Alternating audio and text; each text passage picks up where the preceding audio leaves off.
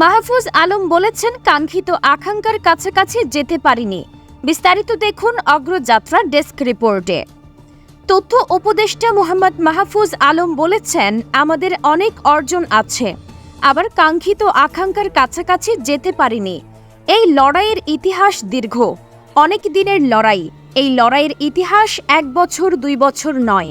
সোমবার রাজধানীর শাহবাগে জাতীয় জাদুঘর মিলনায়তনে 2024-এর জুলাইয়ে ছাত্র জনতার গণ অভ্যুত্থানের ঐতিহাসিক ঘটনাকে কেন্দ্র করে নির্মিত আরিফুর রহমান পরিচালিত তথ্যচিত্র শ্রাবণ বিদ্রোহ এর প্রিমিয়ার শো উপলক্ষে আয়োজিত অনুষ্ঠানে তিনি এইসব কথা বলেছেন।